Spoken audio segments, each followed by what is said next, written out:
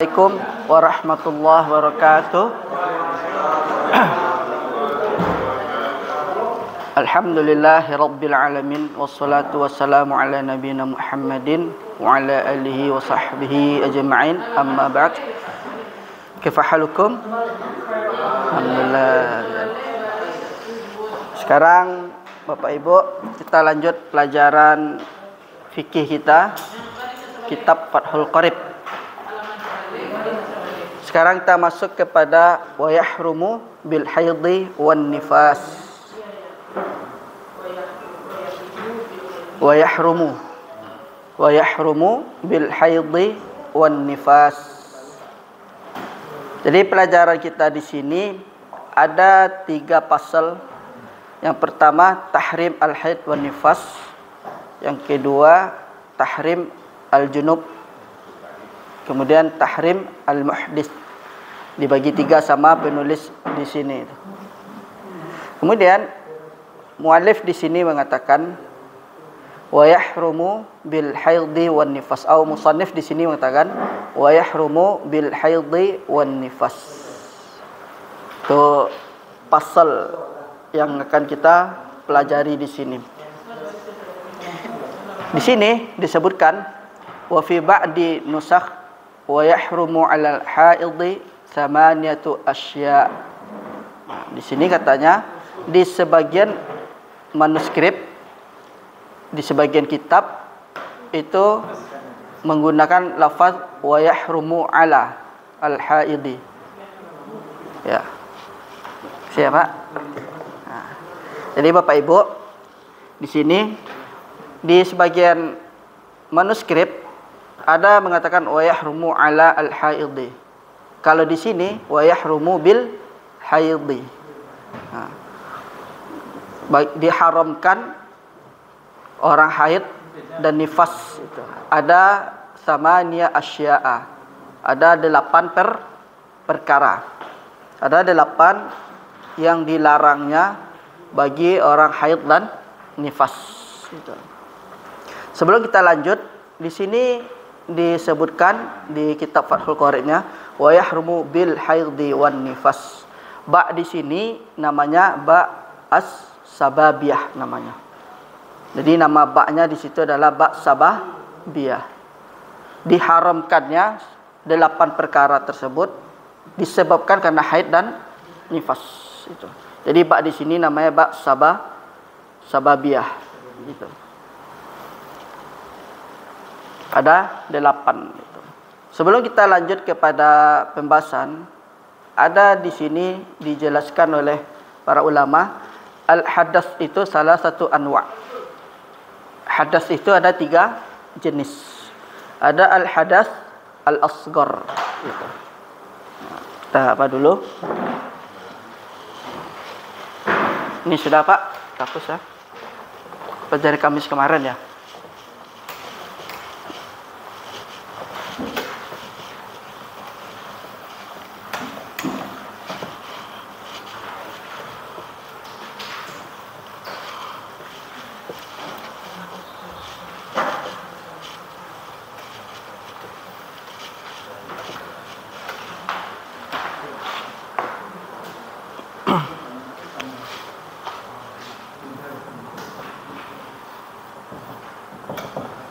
Al-hadatsu salasatu anwa'. Ini dibaca apa nih? Anwa' apa nih? Al-hadatsu anwa' ain mudhaf-mudhafun ilaih. Di sini ada namanya al-hadatsu al-asghar. Al-asghar. Naam.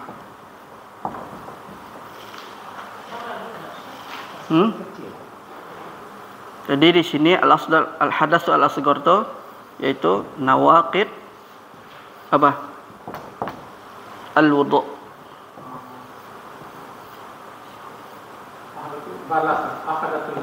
Al-hadatsu al-asghar. Nawaqidu Al-wudu apa nih? Wudu ya. Nawaqid. Mana nawaqid? Perkara-perkara membatalkan wudu. Itu namanya al-hadas al-asghar. Kemudian as-sani ada namanya al-hadatsu al-mutawassit. Al-asghar. Mutawassit.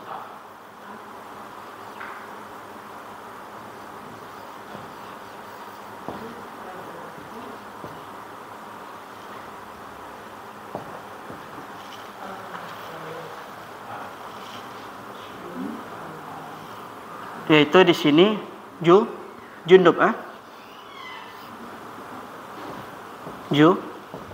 junub. Cara menghilangkannya dengan apa? Gus apa gus? Gus apa gus? Guslun. Kalau ghusl artinya membasuh. Tapi kalau ghusl artinya mandi janabah. Ini adalah isim masdar dari fi'il igtasala yagtasilu. Ini isim masdar. Kemudian yang ketiga adalah al-hadatsu al-akbar. Mana al-hadatsu al-akbar di sini? Yaitu haid. Haid, nifas. Dia bukan hanya selain dengan ghusl saja kalau sudah tahur, tapi ketika orang itu berhaid dan bernifas, dia harus menjauhi dalam bentuk ibadah, salat, saum.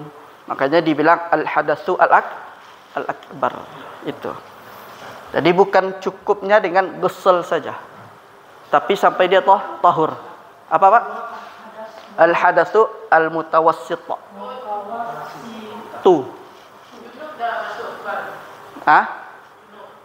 Junub dia termasuk hadas yang pertengahan. Kenapa? Karena dia cukup dengan ghusl saja. Orang yang ihtilam, kemudian orang yang berjima, dia cukup dengan ghusl.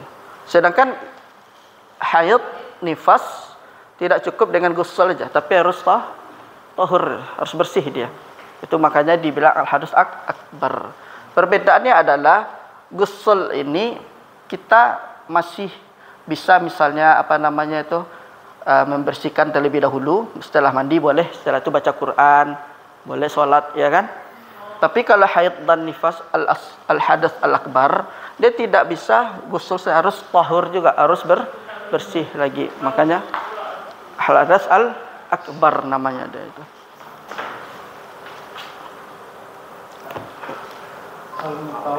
Al-mutawassit. Al-mutawassitu.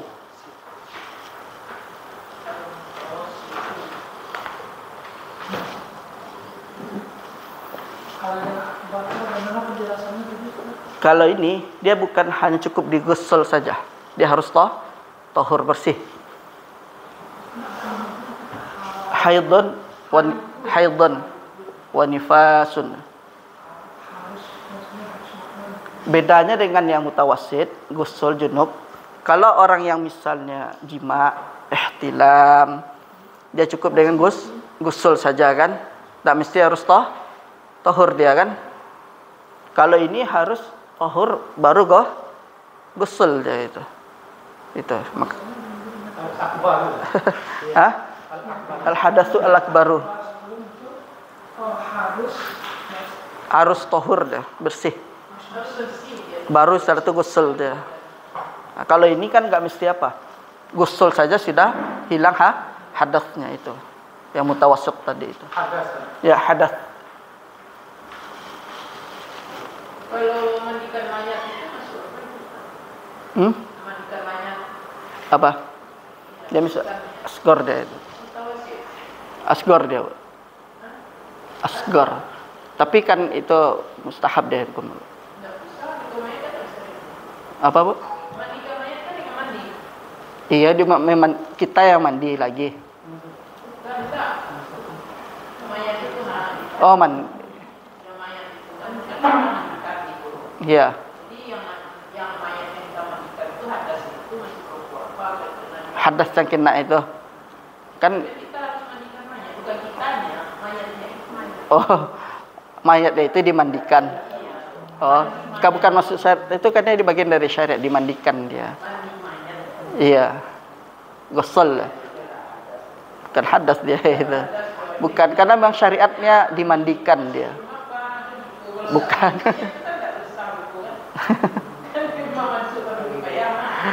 Iya. Mandikan mayat bukan dia bernajis, bukan karena dia bernajis, bukan karena. Bukan.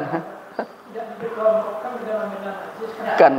Karena memang syariatnya mayat itu dimandikan, itu bukan karena dia najis, bukan karena dia apa itu. Iya. Oh, jadi mayat bisa berhadas. Bukan. Kan mayat. Kita yang wajib mandikan.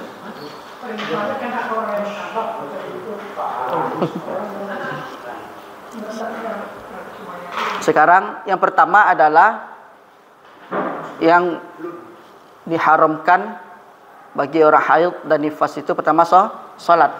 Sudah pasti itu. Salatnya fardhan atau naflan. Iya. Wa kadzalika tanya sajdatut tilawah wa syukur. Kata beliau di sini begitu pula dengan sujud tilawah dan sujud syukur. Jadi bagi yang haid dan nifas itu dilarang juga bagi mereka untuk sujud tilawah dan sujud syukur itu. Nah, ini dalilnya diharamkannya, maksudnya bukan diharam, dilarangnya salat bagi orang haid dan nifas itu hadis dari Aisyah. Rasulullah sallallahu alaihi wasallam idza aqbalati al-haidatu fad'i as-salah itu. Itu dalilnya. Dalil kenapa salat dilarang bagi orang haid dan nifas. Idza aqbalati al-haidatu fad'i as-salah. Itu dalilnya itu. Apabila datang haid maka tinggalkanlah salat. Kemudian yang kedua as-saum fardhan au naflan.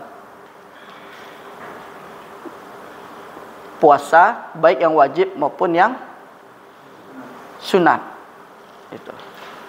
Dalilnya adalah tetap hadis dari Aisyah juga katanya kan. Kunna nahidu 'inda Rasulillah sallallahu alaihi wasallam. Tsumma nathur. Kami bersama Rasulullah sallallahu alaihi wasallam tsumma nathur. Fanu'maru bi qada'i as-saumi wa la nu'maru bi qada'i as-salah. Jadi apa? Yang kedua larangannya itu haid dan nifas itu saum. Orang yang saum tidak boleh puasa, orang yang haid nifas tidak boleh puasa, baik itu puasanya wajib maupun puasa sunnah. Dalilnya juga dari hadis Aisyah radhiyallahu anha. Kata Aisyah, kunna nahidu 'inda Rasulillah sallallahu alaihi wasallam. Tsumma nathur. Fa nu'maru bi qada'is saumi wa la nu'maru bi qada'is shalah. Jadi kami bersama Rasulullah sallallahu alaihi wasallam. Di sana enggak ada dalilnya, Pak, Bu. Dalilnya enggak ada di sana. Jadi apa, Bu? Syukur ya. Karena dia enggak. Iya. Karena hadisnya kata Nabi idza aqbalati al-haidatu fad'i as-salah. Kan disepakati itu. Ya. Kemudian yang kedua adalah saum, baik fardhon maupun naflan. Ya kan? puasa wajib maupun puasa sunnah. Itu diharamkan atau dilarang bagi wanita haid dan nifas untuk saum. Dalil tadi hadis Aisyah, kunna nahidu inda Rasulillah sallallahu alaihi wasallam. Thumma nathur fa nu'maru bi qada'i saumi wa la nu'maru bi qada'as as-salah itu. Kalau mau dicatat apa mau dihafal hadisnya Bapak Ibu?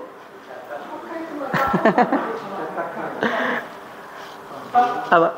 Yang persoalan tadi itu apakah mereka pada sholat mereka? Bonus. Enggak. Ini dalilnya. Kunna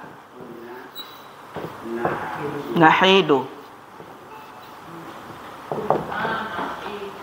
inda Rasulillah sallallahu alaihi wasallam.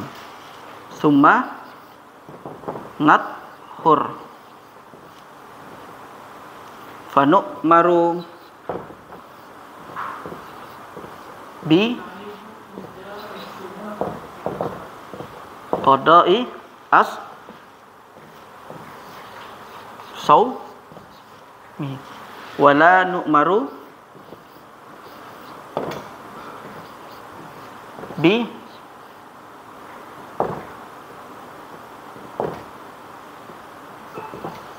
qada'i as-salah.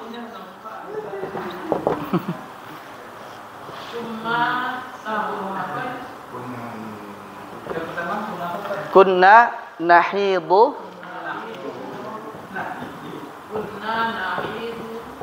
inda Rasulillahi sallallahu alaihi wasallam. Thumma nathuru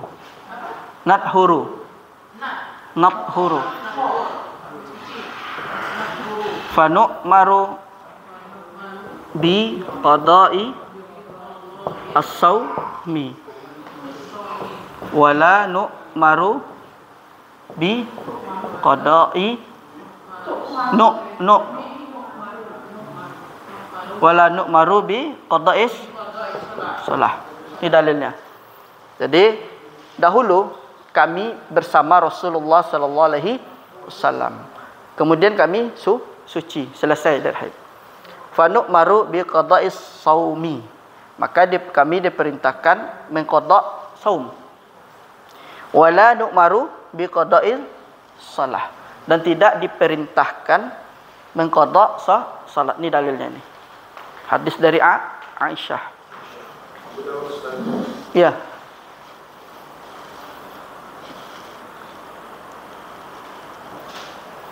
Yang kedua, orang yang haid dan nifas meninggalkan saum. Nathuru fa nu'maru bi qada'is saumi wa la nu'maru bi qada'is salah.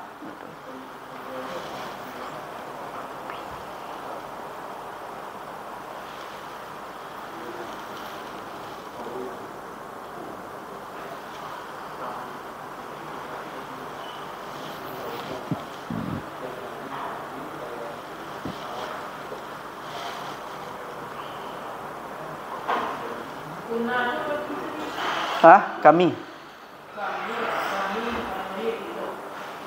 Dahulu kami haid.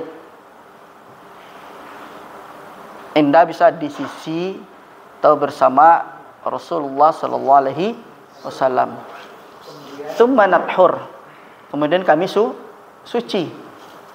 Fa nu'maru bi qada'is saumi wa la nu'maru bi qada'i as-salah. Maka kami diperintahkan yaitu apa? Mengqada' saum dan tidak diperintahkan mengqada' as-salah itu. Ini dalil qada'nya saum bagi orang yang haid dan nifas.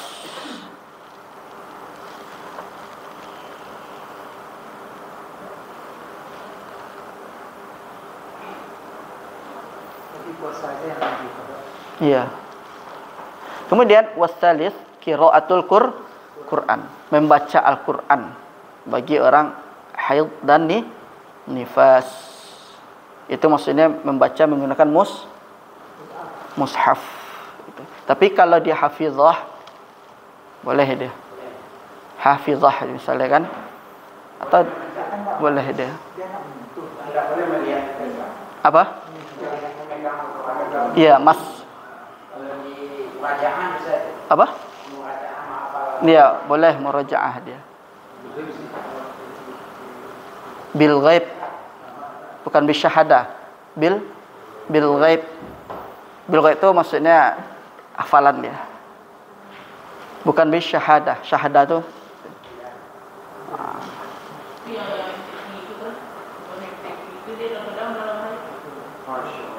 nggak tahu, Allah alam. Ya, Bu.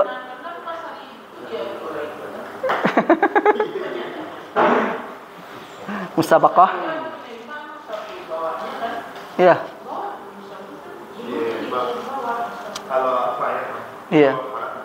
Kalau bil ghaib enggak. Laisa bis syahadah.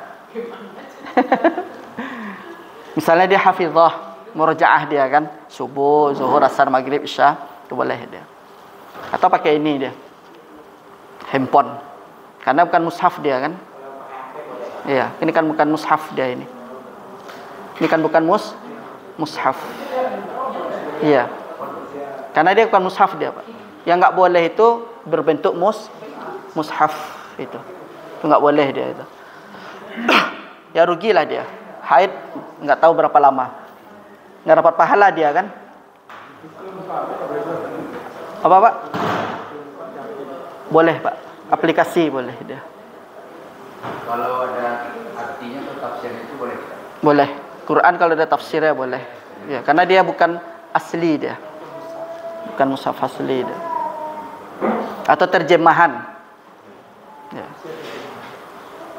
Tapi untuk ihtiyat ya, hati-hati dia pakai apa lah nama itu? Sarung tangan itu. Ihtiyat ya itu. Ya.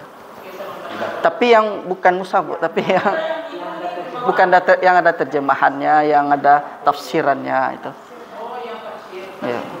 Iya, ada yang tafsir sama ada terjemahannya. Pokoknya bukan mushaf murni dia. Iya. Pokoknya bukan mushaf murni. Ya, selain mushaf murni, selain mushaf itu boleh. Tapi untuk ihtiyatnya pakailah sarung tangan. Untuk ihtiyatnya aja dia itu. Ya. Ini kalau yang dilakukan ini kok ada lafaznya? Apa? Nggak ada tauhid. Yang mana? Lafaz kunna. Fil hadis lafaz kunna nahidu inda Rasulullah sallallahu alaihi wasallam. Kunna. Iya, kunna. Kepada kunna aku tauhid lafaz. Kunna nahidu. Enggak, sebelum turun tauhid, sebelum kunna di hadis ada lafaznya. Apa tuh? Di sini. Wa kunna. Iya. Wa kunna. Kunna sebelum kunna itu ada lafaz kunna gitu begini. Ini yang di lafaz Muslim enggak salah. Ini. Iya, kata Abu Daud kan? Itu di lafaz Muslim. Kalau di lafaz Muslim dia ada dominnya Ustaz. Wa kun Kayak muruna. Fanu maru. Fanu.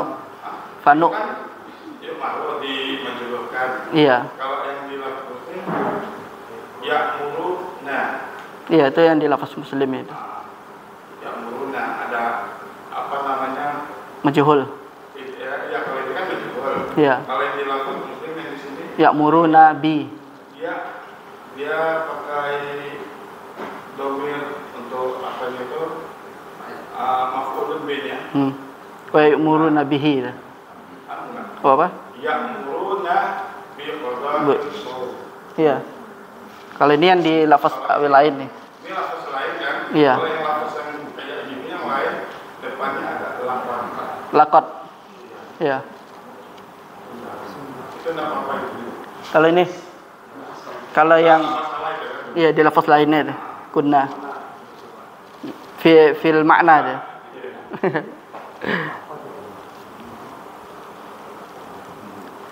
Kemudian yang ketiga, qiraatul Quran. Membaca Al-Quran. Tapi di sini yaitu boleh bil ghaib. Boleh bil ghaib, hafalan. Misalnya si haidnya atau si nifasnya dia hafiz Quran, boleh dia. Karena kalau enggak baca Quran rugi dia, meninggalkan karenanya. Kemudian ar-rabi' mashul mushafi itu. Yaitu menyentuh mushaf. Itu tidak boleh menyentuh mushaf secara langsung gitu. Iya, tapi kalau bisa yang selain mushaf Pak. Seperti tafsir atau terjemahan itu. Menyentuh kecuali darurat. Maksudnya darurat apa Bapak Ibu? Terjadi kebakaran atau banjir. MTQ itu tidak termasuk Darurat? Bisa tidak termasuk darurat. Ya, kata Ibu tadi kan dia mencegah. Ya, kalau darurat itu sesuatu memang sudah nggak bisa dilakukan. Kalau MTQ masih bisa dielakkan itu. So, kalau MTQ kan masih bisa dielakkan dia Pak. Kalau darurat itu seperti misalnya banjir, kan nggak mungkin apa kan. Kemudian kebakaran. Nah, itu kita ingin menyelamatkan mushaf, kan keadaannya darurat itu. Berarti mau nggak mau kita ambil, kita bawa itu. Kalau MTQ itu masih ada kelapangan kan. Kalau dibilang darurat nggak bisa dia itu kan. Dia masih ada kelapangan dia itu kan. Atau mungkin dibawakan nama jurinya kan, taruh. Iya Bu, cara membawa ya. Iya.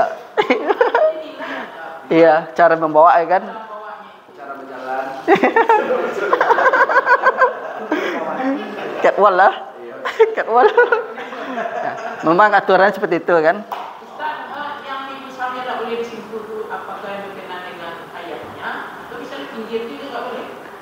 Yang mushaf murni itu Bu, yang kitab Quran itu. Itu namanya mushaf tuh Bu, yang kita baca itu. Iya, mushaf. Iya, itu mushaf itu. Iyalah kan dia mushaf itu kan kumpulan dia itu. Dia lembar-lembaran yang dikumpulkan jadinya mushaf itu. Iya. Iyalah, itu bagian dari itu. Iya. Seperti buku itu kan, kitab tuh kalau tidak pakai berceceran ya kan. Tapi kalau misalnya terjemahan, tafsir, karena dia bukan yang asli dia, itu. Tapi bagusnya pakai sarung tangan untuk ihtiyatnya, itu. Termasuk juga kalau misalnya ada robekan-robekan Quran. Iya. Kita sedang berserakan robekan, itu kita ambil boleh? Kalau dalam haid nggak boleh, di mazhab Syafi'i itu nggak boleh. Bahkan misalnya di sebuah ini ada potongan ayat, bahkan tidak boleh disentuh. Itu di Syarhul Muhadzab itu ada itu di Imam Nawawi. Seperti ini, termasuk Imam Rafi'i mengatakan misalnya patah ini, tapi ada ayat-ayat Quran, bahkan nggak boleh disentuh itu. Atau misalnya itu kaligrafi atau apa itu, bahkan pokoknya ada potong-potongan ayat, kalau dia tuh haid atau nifas tidak boleh disentuh itu. Misal Ustaz, kita mendapat ada Quran dari keadaan istirahat, kita bawanya itu gimana? Kalau dia di dalam koper amtiah itu boleh, tapi yang nggak boleh itu masukkan menyentuh itu. Iya. Bukan mesti kita bawa pula dengan tas kita. Bukan, misalnya dimasukin sama orang, kan di amtiah nama itu, bentuk barang-barang, mungkin kita tenteng itu nggak masalah itu. karena sudah ada di dalam tas, di dalam apalah gitu. Yang nggak boleh kan emas. Pakai sarung tangan bisa. Iya, tapi untuk ihtiyat, kehati-hatian itu. Tapi tetap juga ada di Imam Rafi'i itu nggak boleh mutlak sama mereka.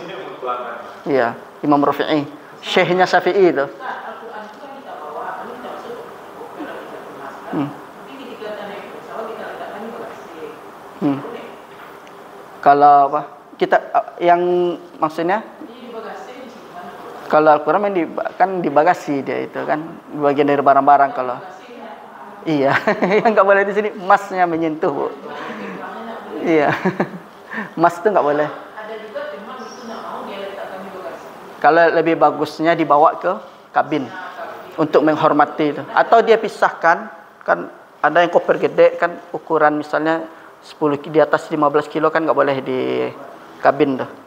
Boleh kan di bagasi itu kan. Kalau bisa kita sediakan tas kecil yang bisa ditenteng-tenteng lah sama kita itu. Yang bisa dibawa ke kabin. Masukin Quran di dalamnya, kan taruh di kabin itu untuk menghormati. Masa Al-Quran di bawah posisi bawah pantat kita kan kalau bagasi itu. Ya kan ibaratnya kan. Bahkan jangankan Al-Quran, kitab Bapak Ibu itu enggak boleh sebenarnya ditaruh di jok itu. Bagian ihtiram kitab itu. Itu kan kitab itu. Yang isinya kitab ini kan.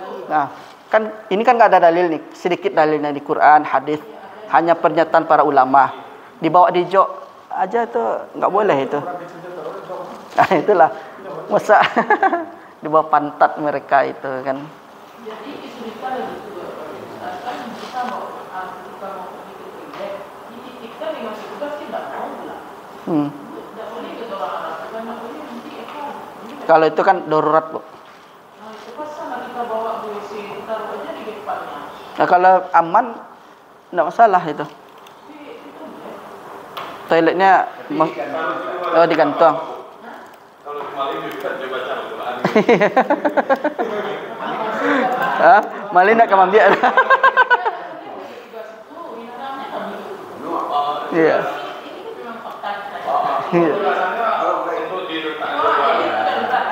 Kalau misalnya darurat, misalnya takut misalnya hilang, misalnya tas kita itu ada mushaf dalamnya.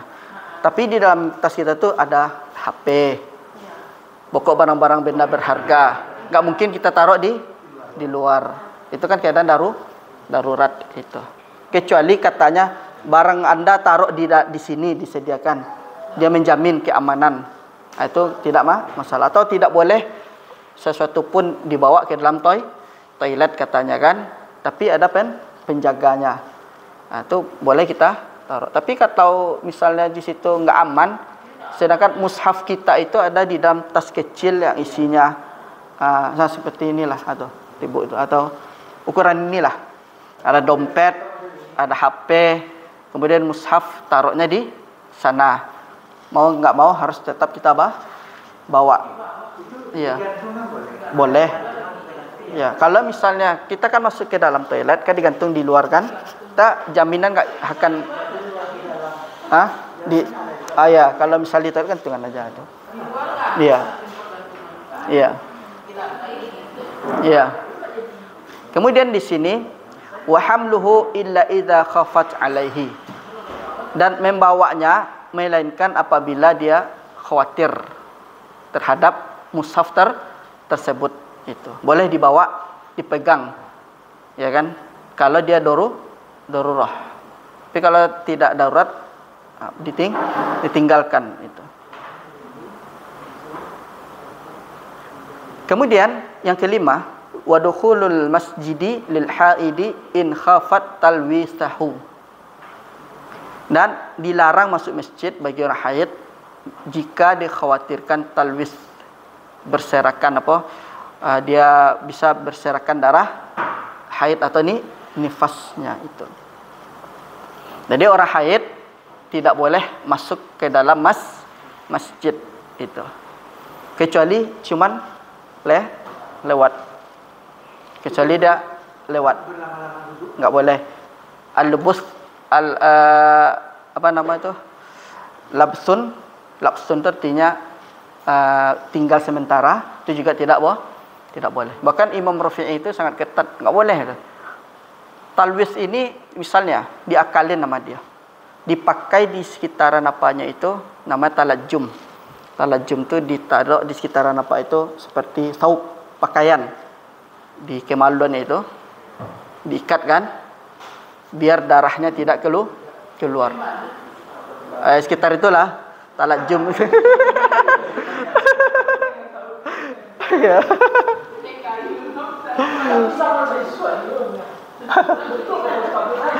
Ya.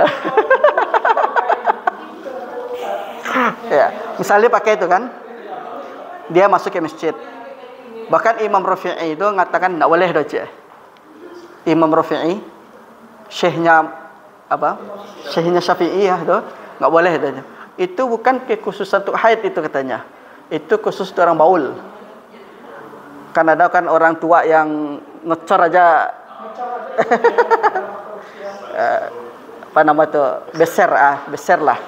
Kan orang umur 60 ke atas kan ngecor aja dia itu. Nggak ada penahannya. Itu untuk orang yang memang misalnya habis operasi kan pakai itu. Tapi kata Imam Rafi'i itu nggak boleh dong. Dengan alasan katanya kan mau diikat, kata beliau, kata Imam Rafi'i itu tetap nggak boleh masuk masjid. Meskipun ya ibaratnya pembalut lah ya kan, mau pembalut 3 lembar atau berapa lah. Imam Rafi'i. Ya, mereka itu kan satu mazhab itu. Jadi tidak boleh kata beliau kan. Itu bukan kekhususan untuk orang haid katanya. Itu untuk orang yang baul. Namanya salisa bihi al-baul. Kalau apa nama tuh? Ya orang tua umur 60 ke atas lah. Kan diam aja dia keluar kan? Iya, tidak ada pemicunya dia keluar aja kan? Pakai pampers lah. Keluar aja dia kan? Kalau untuk di khusus orang haid, nifas, bilang Imam Rafi'i nggak boleh katanya. Itu bukan kekhususan untuk mereka, kan? Itu kekhususan untuk orang baul, salisa bihi al baul atau jarahah, ya kan? Naddah yang bebas aspirasi keluar itu. Jadi yang boleh lewat aja. Iya, lewat. Iya. Bahkan kalau berhenti sebentar, tapi dia mungkin ada keperluan. Itu sebentar aja dia, itu diperbolehkan. Katanya hadza qaul sahih katanya. Di Syafi'i itu kaulnya sahih. Boleh misal lewat aja dia. Kemudian singgah sebentar atau ngapain lah dia kan? Ada perlu. Atau misalnya dia mau masukin duit ke kotain infak, kebetulan di pekarangan atau di halaman kan. Kan sebentar tuh namanya labas kan lubus. Tuh. Boleh. Tapi kalau dia orang kajian, dia duduk nimbrung gitu. Itu tak boleh. Takutnya talawus. Talawus tu nanti berceceran. Kita kan enggak sadar. Darah tu nanti keluar itu. Bahkan Imam Rafi'i tadi bilang pakai apa? Pampers atau nama itu pembalut itu tetap enggak boleh sama beliau itu. Karena itu kesucian dari, karena kan najisnya kan bisa maknawi juga dia itu kan. Karena dia bisa masuk najis maknawi dia. Kemudian yang keenam, tawaf fardan au naflan. Ya. Tawaf juga. Bagi orang haid nifas, tawaf tidak boleh katanya.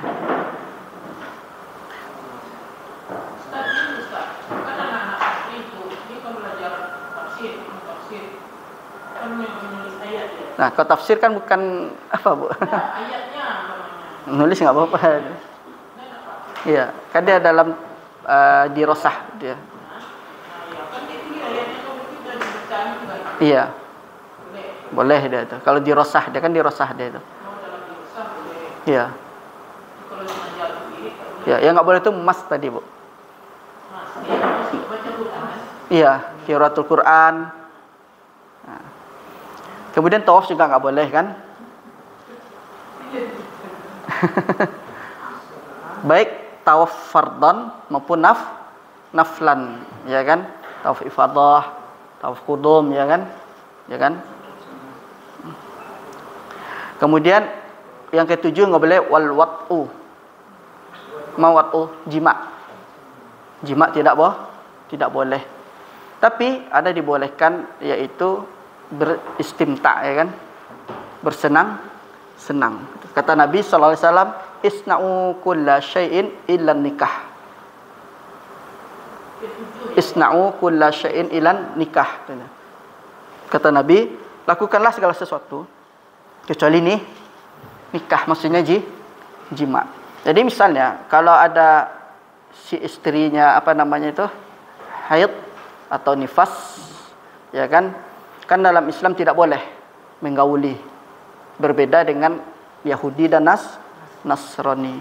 Kalau Yahudi itu ketika wanita-wanita mereka itu haid, nggak boleh makan bersama, nggak boleh tidur bersama, dijauhi, i'tizal, ya kan. Berbeda Nasara.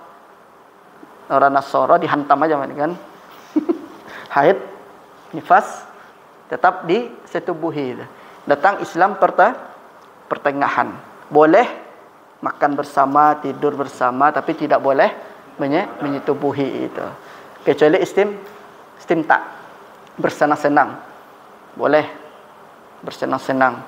Itu sebagaimana Ibnu Mas'ud bertanya kepada Rasulullah sallallahu alaihi wasallam dengan sa'altu Rasulullah sallallahu alaihi wasallam, ya kan? Amma yahillu li min imra'atin wa hiya haid. Kata Rasul, laka, kan, faqal izar. Bagimu itu adalah di atas sarung. Apa maksudnya? Bersenang-senang, maksudnya selain dari farj.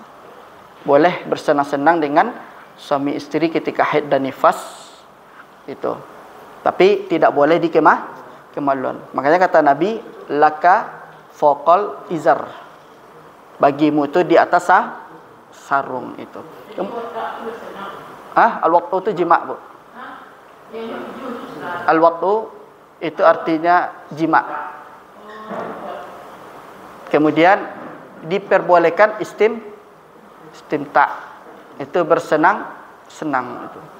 Jadi Islam itu agama pertengahan dia itu kan. Jadi tidak mutasyaddid, tidak juga mutasahil itu. Kalau wanitanya haid boleh didekati, kecuali nikah. Dalilnya tadi seperti sebagaimana dikatakan oleh Nabi sallallahu alaihi wasallam, riwayat Muslim, isna'u kulla syai'in ilan nikah. Lakukanlah segala sesuatu itu kecuali nikah, maksudnya jima itu. Kemudian diperkuat dengan hadis juga dari Maimunah. Dulu kami itu haid, kemudian Rasul SAW memberitakan kami beriktizar. Mana iktizar? Menggunakan kain sarung itu. Di situ maknanya adalah bersenang-senang itu. Itu dalilnya dari Maimunah.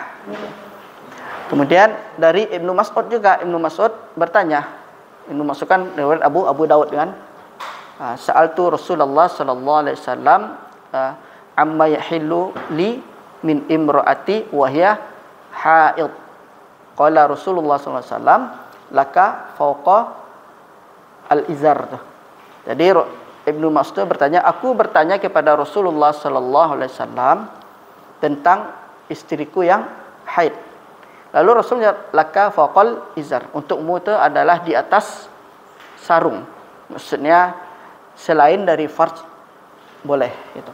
Selain dari farj itu diperbolehkan. Namanya istimta namanya itu, bersenang-senang itu. Kemudian di sini wa yusannu liman wati'a fi iqbalid dami tasadduq bi dinar wa liman wati'a fi idbarihi at-tasadduq bin nisfi dinarin. Katanya disunnahkan bagi siapa yang menyetubuhi ketika datangnya darah itu, dia sedang datang darah itu, bersedekah 1 dinar. Waliman wati'a fi idbarihi at-tasadduq bi nisfi dinar. Bagi siapa yang di setelahnya itu, di belakang itu, maka dia bersedekah itu separuh dinar itu. Nanti insyaallah dijelaskan pas bab yang lainnya. Nanti waktu. Iya. Kalau misalnya sedang pada. Kemudian wasamin al-istimta'u bima baina surrati wa rukbah minal mar'ah. Yang ke-8 adalah istimta'. Apa makna istimta'? Bersenang di antara surrah. Mana surrah? Pusar. Wa rukbah. Mana rukbah? Nih, lutut. Berarti apalah gimana ya? Minal mar'ati itu kan. Pokoknya selain faraj lah. Pokoknya boleh bersenang-senang. Ya. Gimana ya? Enggak sebayangan lah. Yang jelas ketika wanita haid nifas itu tidak boleh di fard sama dubur ya kan. Udah selain itu nah, terserah lah. Tidak perlu di iya, pokoknya